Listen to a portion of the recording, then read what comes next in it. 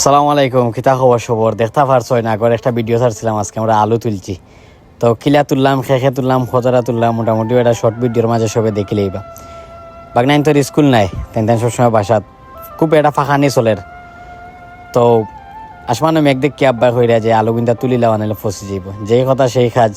আমি আসলাম বাইরা, তো আইয়া এখন আলু কিন্তু তুলাত লাগ গেলাম। দেখতে পারা প্রত্যেকটা গাছও আলু, আলহামদুলিল্লাহ আপনার আর দোয়ায় বালাও আমরা আলু ধরছে এই বছর।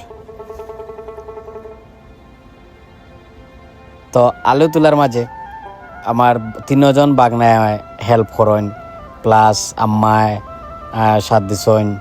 আর আব্বা খুব খুশি, দেখতে পারা আব্বা খুব খুশি আলু দেখিয়া। তো আমার বাগনা মাই জন তো খুশির খবর একটাও, তারা এই ইটা পরিবেশে আসলে তারা নাই। তার বাদেও যে তারা বালা দেখিয়া ফলন দেখিয়া কিরাকান ফলরে সংরক্ষণ করা লাগে, তারাও আইয়া হাত লাগাইছে, ওটাও বালা লাগছে। আরও আমার ছোটজন বাগনা মাই জুস একবারে ছোটজন, তাই নেবলা আলু তুলা থেকে তাই না আলুর হাত লাগি যায় এটা। তাহলে আমরা গড় মোটামুটি শুকনা কাগজ বিছাই এগুলা সংরক্ষণ করার লাগি রয়েছি।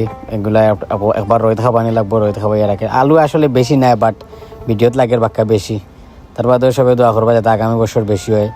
আর ভিডিওটা সবাই শেয়ার করবা। আসসালামু আলাইকুম।